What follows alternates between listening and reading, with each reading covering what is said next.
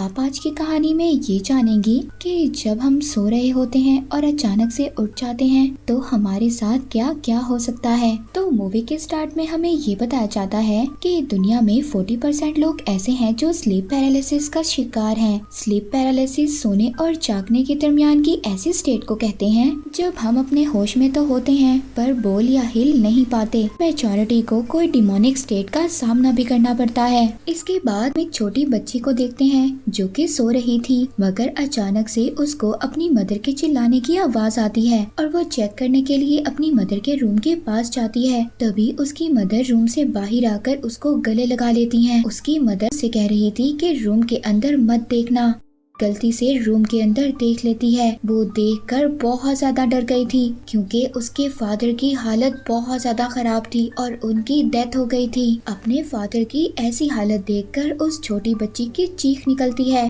इसके बाद doctor cat को देखते हैं। डॉक्टर केट को एक डिटेक्टिव ने हेलिना के घर पर बुलाया था। वहाँ पर पहुंचकर डॉक्टर केट को डिटेक्टिव ये बताता है कि हेलिना ने अपने हस्बैंड का मर्डर कर दिया है। डिटेक्टिव डॉक्टर केट से कहते हैं कि हम ये चाहते हैं कि चेक करो कि उसको मेंटल असाइलम भेजा जाए या नहीं। अब केट क्राइम साइट पर जाती है जहाँ पर वो हेलिना के हस्बैंड को देखती है। उसकी आईज बिल्कुल रेड थी और उसकी बॉडी भी अजीब तरह से मुड़ी हुई थी। केट वहाँ पर पड़ी हुई चीजों की पिक्चर्स लेती है। केट उसके बाद हेलिना की बेटी के पास जाती है जो डर की वजह से ऊपर वाले रूम में बेड के नीचे छुपी हुई थी। वहाँ पर उसके ग्रैंडपा केट को ये बताते हैं कि हेलिना के हस्बैंड को एक आदमी ने मारा है जो कि एक ड्रग एडिक्ट था और अक्सर वो हमारे घर पर मेरे बेटे से मिलने आया करता था। मगर केट कहती है कि एक बार उसको हेलिना की बेटी से बात करनी है। अब वो बहुत ही प्यार से हेलिना की बेटी को बात करने के लिए मना लेती है। हेलिना की बेटी केट को ये बताती है कि मेरे डैड को मारा ने मारा है, पर आप प्लीज मेरी मॉम को कहीं पर लेकर मत जाना। फिर केट मारा के बारे में हेलिना से पूछती है, मगर हेलिना जैसे ही मारा का नाम सुनती है तो वो जोर से चिल्लाती है।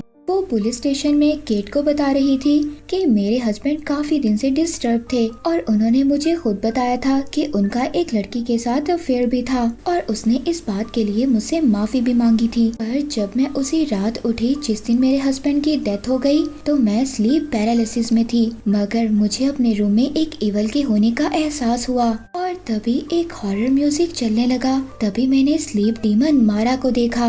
वो मेरे हस्बैंड की चेस्ट पर बैठी थी और उसने मेरे हस्बैंड को मार दिया और मैं वहाँ पर कुछ भी नहीं कर पाई। केट से ये कह रही थी कि मैं अपनी बेटी की कसम खाती हूँ मैंने अपने हस्बैंड को नहीं मारा। पर यहाँ पर डिटेक्टिव को हेलिना की मेंटल कंडीशन बिल्कुल भी ठीक नहीं लग रही थी और वो कहते हैं कि इसे मेंटल असाइलम जरूर भेजना होगा। अब केट ना चाहते हुए भी पेपर्स पर साइन कर देती है। हेलिना को मेंटल असाइलम भेज दिया जाता है। पर उसी दौरान केट को भी अपने इर्द गिर्द किसी के होने का एहसास हो रहा था। इसके बाद हेलिना को उसकी बेटी से मिलवाया जाता है और फिर मेंटल हॉस्पिटल वाले आकर हेलिना को ले जाते हैं, जिससे हेलिना और उसकी बेटी बुरी तरह से डिस्टर्ब हो गई थी। हेलिना की बेटी केट से ये कहती है कि आपने तो कहा था मेरी मॉम को कुछ नहीं होगा। केट को भी इस बात पर बहुत ज्यादा बुरा लग रहा था। अब केट भी सोते हुए स्लीप पैरालिसिस को एक्सपीरियंस करती है और उसको अपने किचन काउंटर के पास एक बहुत ही अजीब सी लेडी भी खड़ी हुई नजर आती है। मगर उस लेडी के जाते ही केट बिल्कुल नॉर्मल हो गई थी। वो बहुत ज्यादा परेशान थी कि आखिरकार वो लेडी कौन थी। केट अब उस ड्राइंग को जोड़ती है जो उसको हेलिना के हस्बैंड के रूम से मिली थी, जिसमें लिखा था कि ताकाहाशी सब कुछ जानता है। नेक्स्ट डे केट उसी एड्रेस पर जाती है। वहाँ पर जाकर उसको ताकाहाशी की बॉडी अजीब तरह से मिलती है और घर की हालत भी बहुत ज्यादा खराब थी। केट अब वहाँ पर डिटेक्टिव्स को बुला लेती है। इसकी बॉडी की हालत भी सेम वैसी थी जैसी कि हेलिना के हस्बैंड की थी। यहाँ पर डिटेक्टिव को यही लग रहा था कि इसको भी हेलिना नहीं मारा है। केट कहती है कि हेलिना ऐसा कैसे कर सकती है। इसके बाद केट मेंटल असाइलम में हेलिना से बात करने के लिए जाती है और उससे उन्हीं दोनों आदमियों का पूछती है जिसके घर ये अभी गई थी जिसकी डेथ हो गई थी, और दूसरा आदमी वो जिसके बारे में इसके फादर इन लॉ ने बताया था। मगर हेलिना बिल्कुल चुप थी। वो केट से कोई भी बात नहीं करती। केट कहती है देखो मैं जानती हूँ कि मेरी गलती है, पर पर तुम मुझसे बात तो करो, मैं तुम्हारा साथ दूंगी, मैं सब कुछ ठीक कर दूंगी। अब यहाँ पर हेलिना अपने हस्बैंड की स्टोरी बताती है। कहती है कि मेरे हस्बैंड को स्लीप प्रॉब्लम थी, तो इसीलिए हम एक डॉक्टर के स्लीप पैरालिसिस प्रोग्राम में गए और वहीं पर हम इन दोनों आदमियों से मिले थे। पर तभी मेरे हस्बैंड ने स्लीप पैरालिसिस में डीमन मारा को देखा और तभी से चीजें खराब होने लगी। हेलिना अपनी आईज में एक मार्क भी दिखाती है। कहती है कि मारा अपने विक्टिम्स को मार्क कर लेती है और अब उसका अगला शिकार मैं हूँ। तुम प्लीज मुझे मेरी बेटी के पास ले जाओ, मैं उससे एक बार मिलना चाहती हूँ, वरना मैं यहीं पर अकेले मर जाऊंगी। इसके बाद केट भी उसी डॉक्टर के स्लीप पैरालिसिस प्रोग्राम में जाती है। वहाँ पर वो उनकी क्लास अटेंड करती है। डॉक्टर सबसे अपने अपने स्लीप के बारे में एक्सपीरियंस शेयर करने का कहते हैं। सब बताते हैं कि जब हम स्लीप पैरालिसिस में थे तो तब हमने एक डिमोनिक एंटिटी को देखा और तभी एक आदमी जिसने ब्लैक कलर की ग्लासेस पहनी हुई थी वो कहता है कि डीमन अभी भी इसी रूम में है और मैं उसको जागते हुए भी देख सकता हूँ। वो यहाँ पर मेरी सोल लेने के लिए आई है। तो यहाँ पर वही आदमी जिसके बारे में हेलिना के फादर इन लॉ ने बताया था, तो वो यहाँ पर कहता है कि हाँ, ये मारा के बारे में बात कर रहा है। वो आदमी कहता है देखो तुम सोना मत, वरना मारा तुम्हें मार डालेगी। डॉक्टर कहता है कि ये सब तुम्हारी हेलुसिनेशन है और कुछ भी नहीं है। पर इस डॉक्टर की बात पर उस आदमी को बहुत ज्यादा गुस्सा आ गया था और वो उस आदमी की ग्लासेस उतार कर सबको दिखाता है। उस आदमी की आईज पूरी तरह से रेड हो गई थी और वो आज रात मरने वाला था। यहाँ पर उस आदमी को बहुत ज्यादा गुस्सा आ गया था। वो कहता है कि डॉक्टर की बातें फजूल है, मारा सच में है और वो हम सबको मार देगी। ये सब कहकर वो बाहर चला जाता है। केट भी उसके पीछे पीछे जाती है, मगर वो वहाँ से जा चुका था। केट वापस घर आ जाती है। घर आकर केट को हेलिना का मैसेज मिलता है जो केट को ये बता रही थी कि मारा मेरे बिल्कुल करीब आती जा रही है। वो कहती है प्लीज मुझे बचा लो। तभी हम उस आदमी को देखते हैं जिसकी आईज बिल्कुल रेड हो गई थी। वो अब इतना ज्यादा डर जाता है कि वो खुद को जलाकर मार लेता है और उधर के ड्रिंक करती हुई अपने घर पर सो गई थी। तभी वो दोबारा से स्लीप पैरालिसिस में चली जाती है और तभी उसको एक लेडी का फिगर घोस्ट नजर आता है। वो बहुत ज्यादा डर गई थी। तभी वो अचानक उठ जाती है। उसको डिटेक्टिव की कॉल आती है। डिटेक्टिव अब उस आदमी के बारे में केट को बताता है जिसने खुद को जलाकर मार लिया था और वो इसके मर्डर केस में उसी आदमी को अरेस्ट कर लेते हैं जिस आदमी ने इसको डराया था। वो आदमी डिटेक्टिव को कुछ भी नहीं बता रहा था। तभी केट उससे मारा के बारे में पूछती है। वो बताता है कि मारा सबसे पहले ताकाहाशी को नजर आई थी।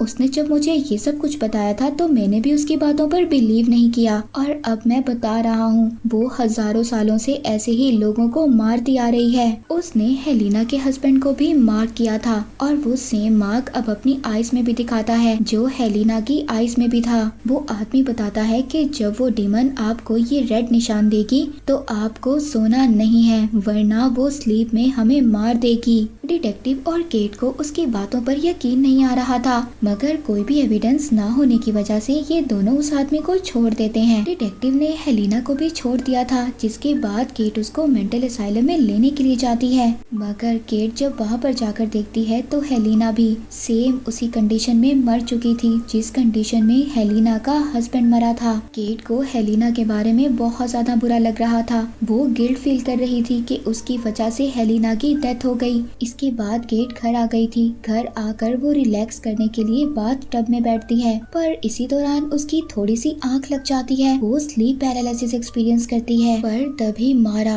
उसको क्लियर अपने सामने पर्दे के पीछे नजर आती है। केट बुरी तरह से डर गई थी, पर उसके जाते ही केट दोबारा से होश में आ जाती है। जब वो होश में आकर देखती है तो उसको फ्लोर पर निशान भी नजर आते हैं और वो ये समझ गई थी कि ये उसका कोई ड्रीम नहीं था, ये रियलिटी थी। तभी वो अपनी लेफ्ट आई में उसी मार्क को देखती है जो रेड मार्क हेलिना ने उसको अपनी आंख में दिखाया था।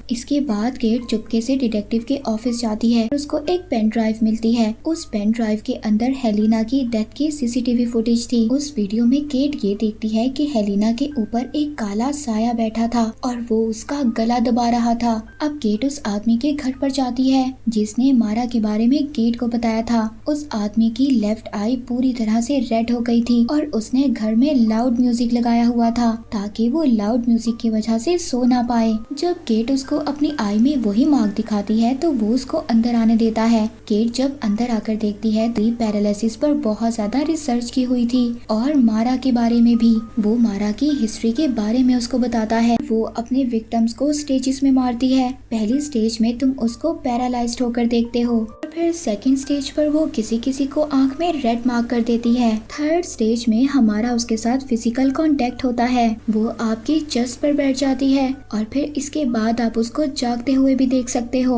और फिर इसके बाद जैसे ही हम सोते हैं वो हमें मार देती है। केट अब ये सब सुनकर कहती है तो अब तक तुम कैसे जिंदा हो? वो बताता है कि मैं सिर्फ 20 मिनट्स के स्लीपिंग लैब्स लेता हूँ। मैंने ये नोटिस किया है जब हम गहरी नींद में होते हैं तब मारा हमें मारती है। उसने अपने घर में बहुत सारे अलार्म्स लगा रखे थे और म्यूजिक भी ऑन रखता था। अभी भी केट को बातों पर यकीन नहीं आ रहा था। उसको ऐसा लग रहा था कि प्रॉपर स्लीप ना लेने की वजह से उसके माइंड पर असर हो गया है। पर वो आदमी केट से कहता है कि हमें ये पता लगाना होगा कि हमारा आपस में क्या लिंक है और वो हमें ही क्यों मारना चाहती है।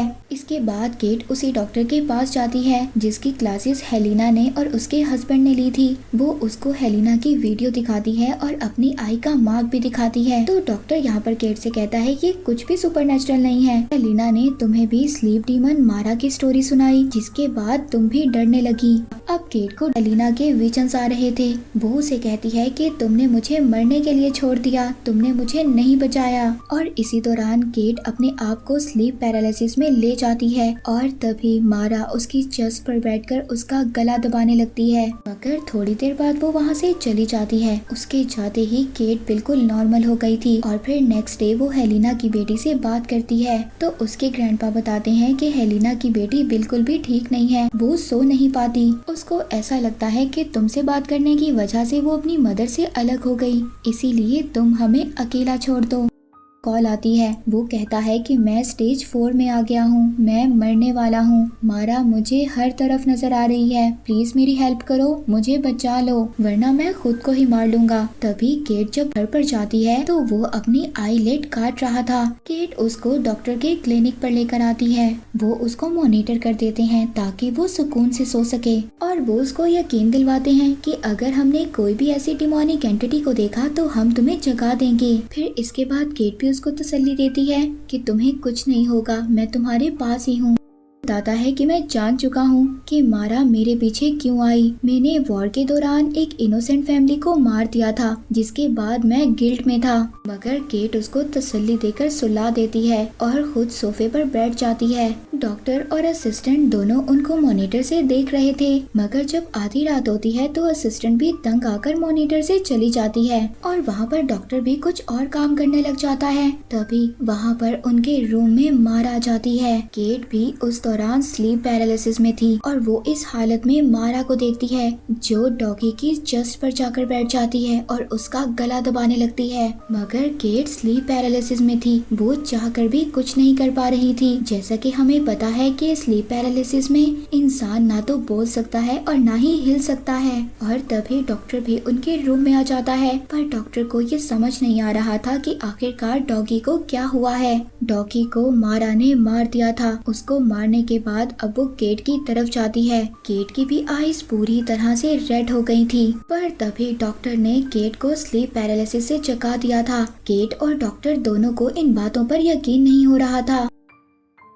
इसके बाद केट को पता चलता है कि हेलिना की बेटी हॉस्पिटल में एडमिट है। केट हेलिना की बेटी को देखने के लिए जाती है। उसकी भी आईज पूरी तरह से रेड थी, इसका मतलब वो भी 4 स्टेज पर थी। केट उसके ग्रैंडपा से कहती है कि इसको सोने मत देना वरना ये मर जाएगी। मगर उनको ये बात बहुत ज्यादा अजीब लगती है और वो केट को यहाँ से चले जाने का कहते हैं। इसीलिए केट अब डॉगी के घर पर जाती है। वो हेलिना की बेटी को किसी भी कीमत पर बचाना चाहती थी ताकि वो उसके घर जाकर मारा से रिलेटेड कोई लिंक ढूंढ सके। और फिर उसको वहाँ पर डॉगी का एक बॉक्स मिलता है। उस बॉक्स में उसकी कुछ चीजें थी। केट जब चेक करती है तो उसको ये मिलता है कि कैसे उसने वॉर के दौरान एक इनोसेंट फैमिली को मारा था और वो गिल्ट में था और वो आदमी जिसकी आईज हमने सबसे पहले रेड देखी थी, जिसने ब्लैक चश्मा लगाया हुआ था, उसने अपनी मदर को एक्सीडेंटली मार दिया था और इसीलिए वो भी गिल्ट में था। और सेम हेलिना के साथ भी था और वो भी अपने हस्बैंड की डेथ पर गिल्टी फील करती थी कि जिससे उसकी वजह से उसके हस्बैंड की डेथ हो गई। और केट अब हेलिना की डेथ की वजह से खुद को गिल्टी फील कर रही थी और जो हेलिना का हस्बैंड था वो अपने अफेयर की वजह से गिल्टी था। अब केट ये सब जानने के बाद डिटेक्टिव को कॉल करती है और ताकाहाशी के बारे में जानने की कोशिश करती है। वो पूछती है कि आखिरकार उस आदमी ने ऐसा क्या बुरा किया था जिसके बाद मारा अपनी दुनिया से हमारी दुनिया में आई। डिटेक्टिव उस आदमी के बारे में बताता है कि वो एक स्कूल में शेफ था। उसने एक खराब फिश पकाकर सबको खिला दी थी जिससे कि 38 बच्चे मर गए थे। केट समझ गई थी कि यही ट्रेजेडी है जो मारा को हमारी दुनिया में लाई है। ताकाहाशी बहुत बड़ी गिल्ट में था। अब डिटेक्टिव केट से ये पूछता है कि अगर ये सब कुछ सच है तो हेलिना की बेटी को क्या गिल्ट हो सकता है। केट उसे कहती है कि उसे इस बात का गिल्ट है कि मुझसे बात करने के बाद उसकी मदर मेंटल असाइलम में गई जिसके बाद उनकी डेथ हो गई। ये सब बातें केट ने डिटेक्टिव को बता दी थी और फिर वो हेलिना की बेटी से हॉस्पिटल में मिलने जाती है। केट अब जब हॉस्पिटल जा रही थी तभी रास्ते में उसको हेलिना और मारा का विजन आता है जिससे कि केट का एक्सीडेंट हो गया था। पर वो किसी न किसी तरह हॉस्पिटल पहुंच जाती है। हॉस्पिटल पहुंचने के बाद केट की आंख लग गई थी जिससे कि वो फाइनल स्टेज में पहुंच जाती है। केट की आईज बिल्कुल रेड हो गई थी और उसको जागते हुए भी मारा नजर आ रही थी। अब जब वो हॉस्पिटल आ गई थी तब भी उसको अपने पीछे आती हुई मारा फील होती है। जब वो हेलिना की बेटी के पास पहुंचती है तो वो सो रही थी। केट उसको जगाने की कोशिश करती है पर तभी हेलिना की बेटी स्लीप पैरालिसिस में जा चुकी थी और मारा भी उसके पास पहुंच गई थी। पर तभी यहाँ पर केट हेलिना की बेटी को हक कर लेती है। वो यहाँ पर जोर जोर से ये कह रही थी कि ये गिल्टी नहीं है, मैं गिल्टी हूँ, तुम मुझे ले जाओ। पर तभी अचानक से मारा वहाँ से गायब हो गई थी और हेलिना की बेटी भी होश में आ जाती है और उसकी आईज भी बिल्कुल नॉर्मल हो गई थी। मारा ये कहकर वहाँ से चली जाती है, तुम भी इनोसेंट हो, मैं तुम्हें भी हेलिना की डेथ का जिम्मेदार नहीं समझती। पर तभी केट जब खुद को सेफ समझकर सो गई थी तभी उसको एक ड्रीम आता है। उस ड्रीम में हेलिना नजर आती है, ये तुम्हारी वजह से मैं मर गई। तभी केट स्लीप पैरालिसिस में चली जाती है। दोबारा से मारा उसकी तरफ आ रही थी और उस पर जंप कर देती है। ये मूवी यहीं पर एंड हो जाती है।